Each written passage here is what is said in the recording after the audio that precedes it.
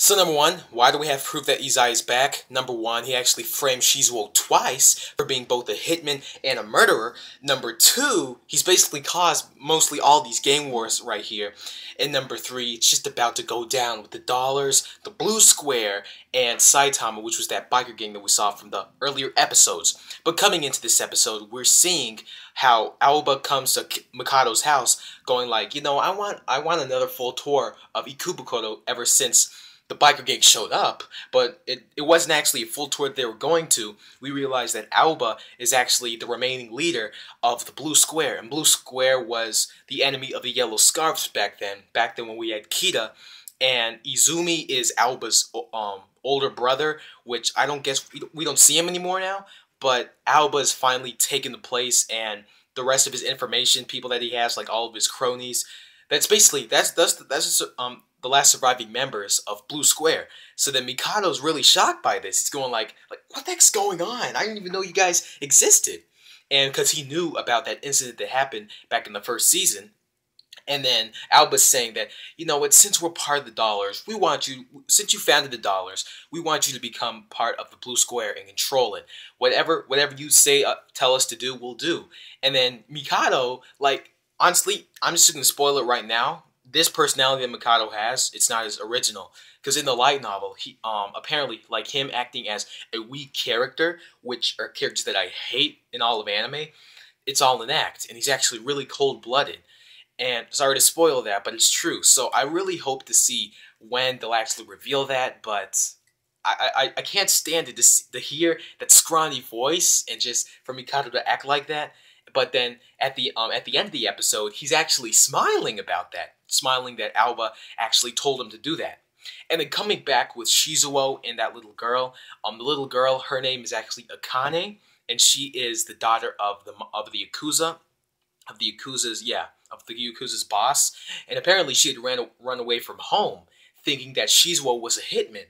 And apparently her brother said, her bigger brother or her family said that Shizuo would kill her because he's a hitman, which he wasn't. And then and then he asked, well, who told you that Shizuo was a hitman? And then it kind of says, oh, it was just big brother Izaya. I'm going like, Izaya. And then I was waiting for Shizuo to go like, Izaya-kun. Like he would call out Izaya's name, and then he got a little vein busting. And then he's going like, and then he starts to compose all of his anger, like holding it down. He's going like, oh yeah, that's just a misunderstanding. Me and Izaya were good friends. We just had a little falling out. We just got off on the wrong foot. Listen, little girl, I'm not a hitman. I'm a good guy. And then Tom, he's like amazed, going like, wow, you're actually holding it back? And once they go into the elevator, Tom's going like, you know, Shizuo, you should have won the People's Honors Award because that was good acting. And then basically what he said, Shizuo said, listen, Tom, if I get arrested for murder today, tell the president that I was fired, not that I resigned or anything, because he's about to go murder Izaya from telling a lie on him.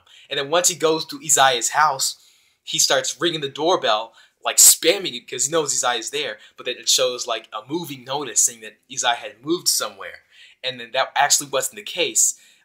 He went somewhere else. He's going like, now I'm going to murder this guy twice for moving.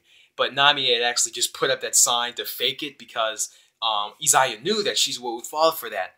So then when Shizuo goes to Izaya's house, he's looking, well, Izaya's so-called second house. He goes in and he hears the TV on. He's walking in, and then he sees all of these dead people like on the floor, like about 3 people dead. And then right behind him, I guess, is somebody that lives in the house. He's going like, who are you barging in like that? And then Shizuo's going like, oh crap, I got to get out of here. And I realized that Izaya framed Shizuo for actual murder. So I guess he was somewhat right about when Shizuo said if I get arrested for murder. Never knew it would be this murder. I thought it would be Izaya, but Izaya is back. He's actually making the first move. He's finally back to being the troll and Joker that we all know. And then coming back, we see the biker gang coming again. Chikage, and he is back in Ikubukuro. He's about to like pay back the dollars for what happened last time with Celti and them defeating all the biker gangs. And the next episode, I guess, is when we see Saitama actually strike, because Chikage confronted Karuda about what happened last time, so can't wait to see that. Oh yeah, and that's it for this episode. Tell me in the comments, what do you think about this episode? Was it really shocking that Izaya framed Shizuo twice for trying to kill somebody? And Mikado actually had that weird smile in this episode. Do you think his character is about to break? Tell me in the comments below. And that's about it for me today. Thank you guys so much for stopping by. If you guys like my review, be sure to subscribe if you're new, and be sure to like the video if you liked it. And until we meet again, see ya.